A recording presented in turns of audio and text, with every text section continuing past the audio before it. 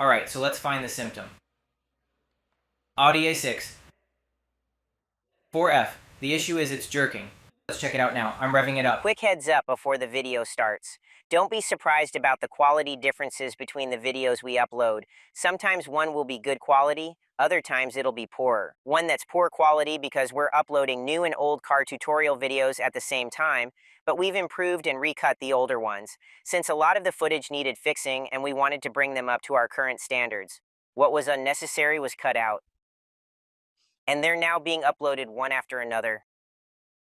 So, go ahead and hit subscribe so you don't miss a video, and I'd say let's get back to the video.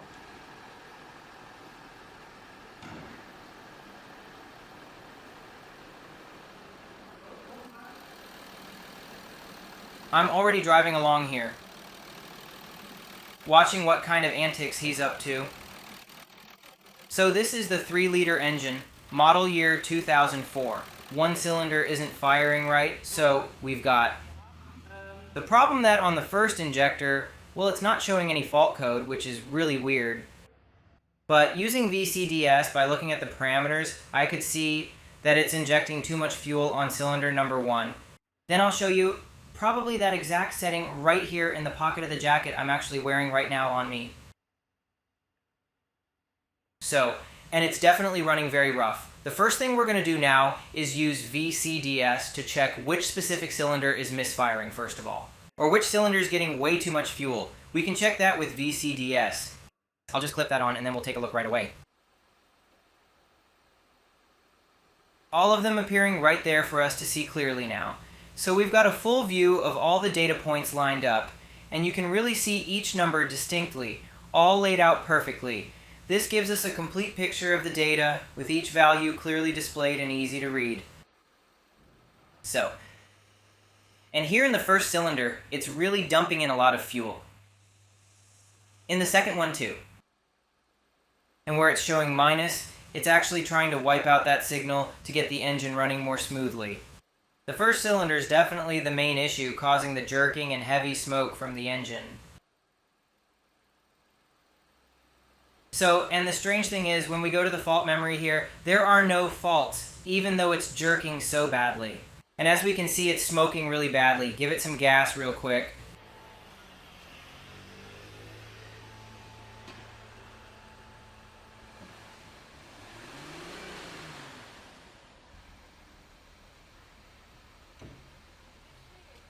Based on the evidence, it's really pointing strongly toward a nozzle issue, which means we should definitely make checking that our top priority right now. It could also be that there's something in the cylinder. For example, if there's low compression, it tries to compensate by injecting way more fuel. Or if it's not getting enough air, then obviously it has to add more fuel, because the engine control unit is trying to keep the engine running smoothly. That means we're just going to try plugging the injector into a different spot and check what the engine control unit shows us parameter-wise. Like, how much fuel this injector is actually putting out right now. Alright. Let's do it, then we'll check cylinder 4, so let's get started.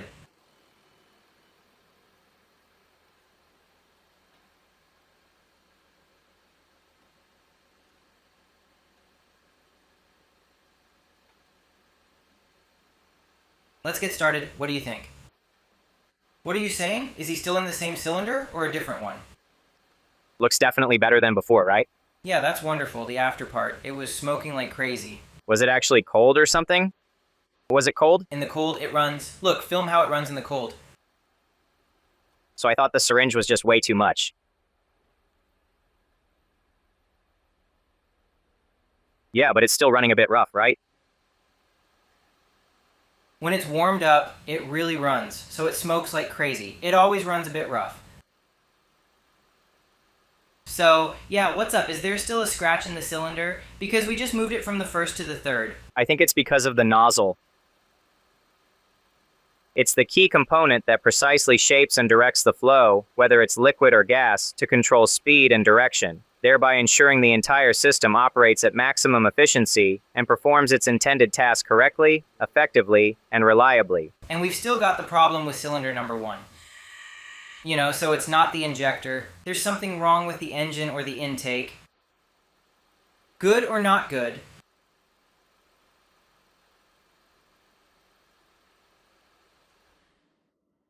I'd say, well, I think, because this 3-liter engine, it's actually got these swirl flaps in it.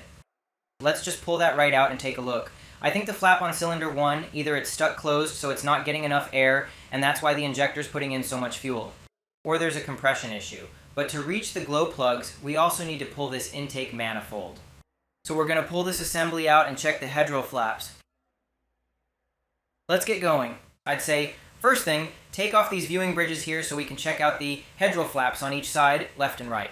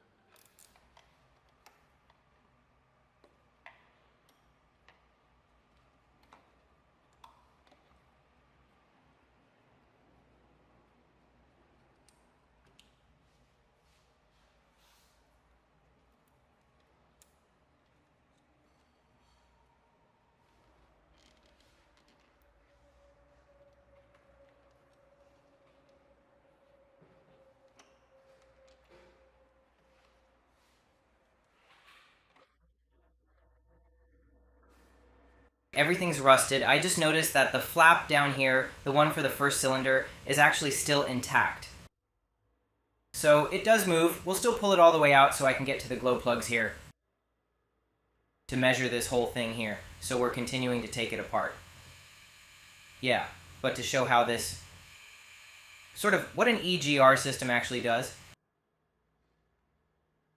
And the whole thing looks completely messed up in there. Take those 3 flaps off. The flaps are totally caked with buildup and completely filthy. Same with the intake. Even chunks coming out.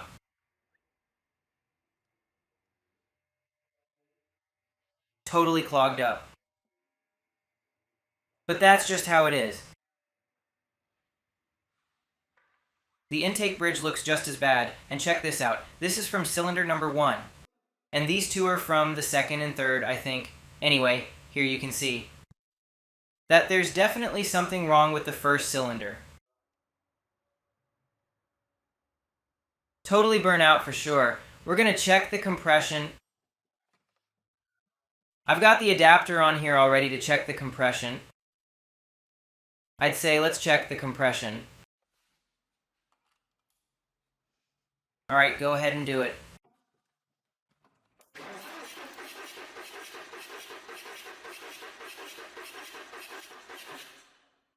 Okay, so nothing happens on the first cylinder. Just to check, let's take the third one right now.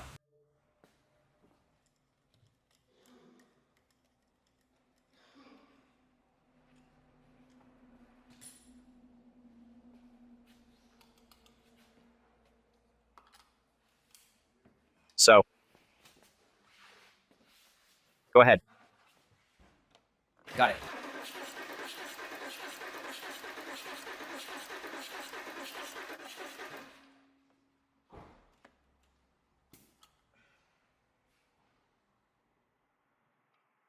Not much, but it's doing something.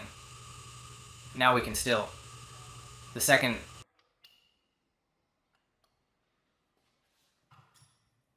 Even though you get screwed on it. We'll do it. Second cylinder.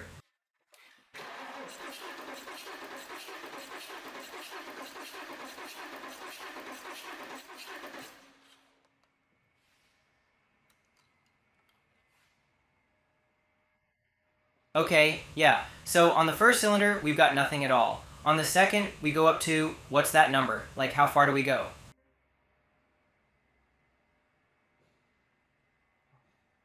It's about 15 to 16 bar on the third cylinder. Yes, what else do we have? Around 12 to 13 bar. In any case, there is definitely something going on in the first cylinder, and that's exactly why the engine is running so poorly. let's take a look at how the valve operates. On this side, the air intake is controlled by that wire flap mechanism, and over here, you can see the air flow straight through, dedicated entirely to the first cylinder. This is where we can observe the cylinder's actual performance. I'm going to try to get it going. Let me just fire it up and see what happens.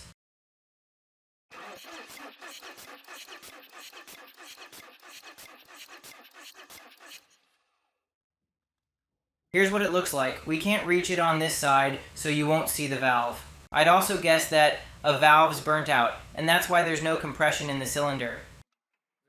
Now we're going to take a look together at how to remove the cylinder head, so we can definitely figure out what's causing the problem in this particular situation. When that's done, I'll obviously make another video with the compression test, because I'm guessing. That probably hasn't been done. Let's see. Anyway, we finished the magnos, we know what's going on. We're riding together now, and yeah, I think he's down 350,000. He's already carrying 350,000 on his back, and I'm guessing those little round pieces actually dropped down, got wedged between valves, and valves ended up getting knocked over. That's really interesting for you guys to take a dive down there. But let's see. So, drop me a comment. So, about Audi ... So on the Audi topic, we've just looked down there. The what actually went down there, the situation that took place back then in complete detail and full scope. The entire cylinder block got completely torn through. And even the piston ended up breaking entirely apart. And that's why we had no compression. So yeah, guys, and at this point, I would also say goodbye with the video. At this point, so that's how it looks when the head is out. Sometimes you're lucky that it's just the injector in this case, a really serious and quite severe and pretty much catastrophic situation. So I'd wrap it up by saying I hope you guys really enjoyed the video and found it helpful for your own car repairs. Leave a comment, hit like, subscribe, and see you next time. Ciao.